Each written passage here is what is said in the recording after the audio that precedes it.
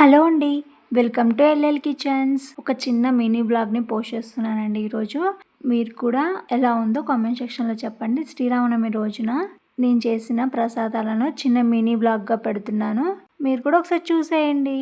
ముందుగా చక్కెర పొంగలి కోసము 1 కప్పు పెసరపప్పును తీసుకొని స్టవ్‌ని మీడియం ఫ్లేమ్లో పెట్టుకొని దోరగా వేయించుకుంటున్నాను. ఇవి దోరగా వేగిన తర్వాత పక్కన పెట్టుకొని అదే ప్యాన్లో 1 స్పూన్ వెన్న ముద్దను వేసుకుంటున్నాను.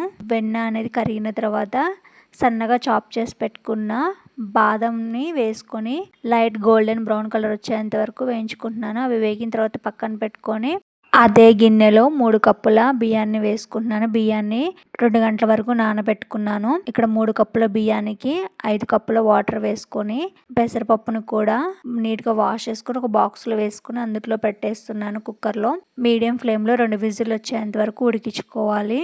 ఇక్కడ 2 కప్పులు పులిహోరకి 1 కప్పు చక్కెర పొంగలికి అన్నం పెట్టానండి. అందుకే 3 కప్పుల బియ్యం తీసుకున్నాను. ఇలా 2 కుక్కర్లో పెట్టడం వల్ల మనకి ఈజీగా చక్కెర పొంగలి చేసుకోవచ్చు. పులిహోర అనేది కూడా ప్రిపేర్ అయిపోతుంది. తక్కువ టైంలో 2 ప్రసాదాలు అనేవి రెడీ అయిపోతాయి. చక్కెర పొంగల్లోకి 1 కప్పు బెల్లాన్ని తీసుకుంటున్నాను. ఇంకొక కప్పు వాటర్ని యాడ్ చేసుకొని జస్ట్ బెల్లం కరిగేంత వరకు హీట్ చేసుకొని స్టవ్ ఆఫ్ చేసుకోవాలి. పులిహోర తాలింపు కోసము 3 స్పూన్ల వెన్నను వేసుకొని కరిగించుకుంటున్నాను. మీరు 2 ప్లేస్లో నెయ్యిని ఆయిల్ని తీసుకోవచ్చు. కానీ ఇలా వెన్నతో చేసుకోండి, చాలా టేస్టీగా ఉంటుంది పులిహోర అనేది. వెన్న అనేది లైట్గా కరిగిన తర్వాత 2 కుప్పెల పల్లీలు వేసుకుంటున్నాను. పల్లీలు కూడా లైట్గా వేగిన తర్వాత తాలింపు గింజల్ని 2 స్పూన్లు వేసుకుంటున్నాను. ఈ 2 లైట్ గోల్డెన్ బ్రౌన్ కలర్ వచ్చేంత వరకు వేయించుకొని 7 పచ్చిమిర్చిని 2గా చీలికలుగా చేసుకొని వేసుకుంటున్నాను. పచ్చిమిర్చి లైట్గా ఫ్రై అయిన తర్వాత కరివేపాకు వేసుకొని ఒకసారి బాగా కలుపుకోవాలి. 3 ఎండుమిర్చిని కూడా వేసుకుంటున్నాను. ముందుగా వేసుకుంటే మాడిపోతాయని ఇలా కొంచెం లాస్ట్లో వేసుకున్నాను. ఇవంతా కూడా బాగా ఫ్రై అవ్వాలి. పులిహోర అనేది టెంపుల్ స్టైల్లో కొంచెం ఘాటుగా రావడానికి 1 స్పూన్ మిరియాలు తీసుకొని అచ్చపచ్చగా దంచుకొని వేసుకుంటున్నాను. ఒకసారి బాగా కలుపుకొని 1 స్పూన్ ఇంగువ, 1 స్పూన్ పసుపు వేసుకొని బాగా కలుపుకొని స్టవ్ ఆఫ్ చేసుకోవాలి. తాలింపు అనేది అంతా ఫ్రై అయిన తర్వాత ఇంగువ పసుపు వేసుకొని స్టవ్ ఆఫ్ చేసుకోండి. ఇంగువ పసుపును వేగిన దాకా ఉంచితే టేస్ట్ అనేది అంత బాగుండదు. సో మనకి అన్నం కూడా ఉడికిపోయిందండి. ఇప్పుడు మనము పెసరపప్పును కూడా బాక్స్ లో పెట్టుకున్నాం కదా, దాన్ని బయట తీసుకొని ఒక 2 కప్పుల మందం అన్నాన్ని వెడల్పాటి గిన్నెలో వేసుకుంటున్నాను. కొంచెం చల్లారిన తర్వాత 4 స్పూన్ల చింతపండు గుజ్జును వేసుకుంటున్నాను. ఈ చింతపండు గుజ్జును అనేది ముందుగానే ప్రిపేర్ చేసి పెట్టుకున్నాను.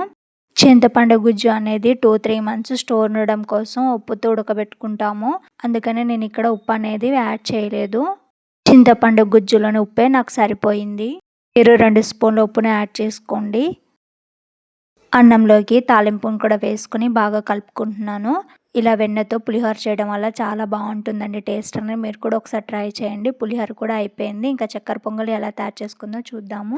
ఒక బాక్స్లో వేసుకొని పెసరపప్పును ఉడకబెట్టుకున్నాం కండి. పెసరపప్పు ఉడకబెట్టుకునేటప్పుడు ఒక 1/2 గ్లాస్ వాటర్ని కూడా యాడ్ చేసుకోండి. ఇలా 1/2 గ్లాస్ వాటర్ వల్ల పెసరపప్పు అనేది 80% వరకు ఉడుకుతుంది. మిగతా 20% అనేది మనం బెల్లం పాకం వేసినప్పుడు ఒక 5 మినిట్స్ వరకు స్టవ్ మీద ఉంచుకుంటాం కదండి, అప్పుడు బాగా మంచిగా ఉడికిపోతుంది. పులిహోరకు 2 కప్పులు తీసిన తర్వాత 1 కప్పు అన్నాన్ని మనం కుక్కర్లో ఉంచుకున్నాం కదండి, ఆ కుక్కర్లో ఈ పెసరపప్పును కూడా వేసుకొని ఒకసారి బాగా కలుపుకొని స్టవ్ వెలిగించుకొని బెల్లం పాకాన్ని యాడ్ చేసుకుంటున్నాను. ముందుగానే కొలత చెప్పాను కదండి, కప్పు బెల్లాన్ని కప్పు వాటర్ యాడ్ చేసుకున్నానని. ఇక్కడ నేను 1.5 కప్పు బెల్లపు వాటర్నే వేసుకుంటున్నాను. మీరు స్వీట్ అనేది ఎక్కువగా తినేటట్టయితే 2 కప్పుల బెల్లపు వాటర్ని యాడ్ చేసుకోండి. ఇలా వాటర్ని యాడ్ చేసిన తర్వాత బాగా కలుపుకుంటూ మూత పెట్టుకోకుండా 5 నిమిషాల వరకు ఉడికించుకోండి. 5 నిమిషాల తర్వాత బెల్లపు వాటర్ని అంతా బియ్యము అండ్ పెసరపప్పు అబ్జర్వ్ చేసుకొని గట్టిగా అవుతుంది. వేయించి పెట్టుకున్న బాదం పలుకులను కూడా వేసుకొని ఒకసారి బాగా కలుపుకొని స్టవ్ ఆఫ్ చేసుకుంటున్నాను. చక్కెర పొంగల్ అనేది కూడా రెడీ అయిపోయింది. ఇప్పుడు పానకం తయారు చేసుకుందాము. ఇక్కడ పానకం కోసం నేను 4 స్పూన్ల బెల్లంలో 1/2 స్పూను మిరియాలను పొడి చేసుకొని వేసుకొని 1/2 లీటర్ వాటర్ని యాడ్ చేసుకున్నాను. 1/2 అవర్ పక్కన పెట్టిన తర్వాత బెల్లం అనేది చక్కగా వాటర్లో కలిసిపోయిందండి. అంతే అండి, సింపుల్గా పానకం కూడా రెడీ చేసుకున్నాను. సో పండుగ రోజు ఈ 3 ప్రసాదాలు అనేవి నేను ప్రిపేర్ చేసుకున్నానండి. ఇవి తక్కువ టైంలో నాకు అయిపోయాయి చేయటం కూడా. సో మీరు కూడా ఒకసారి ఇలా ట్రై చేయండి. పూజ చేసుకొని ఈ 3 ప్రసాదాలు అనేవి దేవునికి నైవేద్యంగా పెట్టాను. మా దగ్గర ఉన్న టెంపుల్లో కూడా సీతారాముల కళ్యాణం బాగా జరిగింది. ఈ వీడియో కనుక మీకు నచ్చినట్లయితే like and share and subscribe to LL kitchens.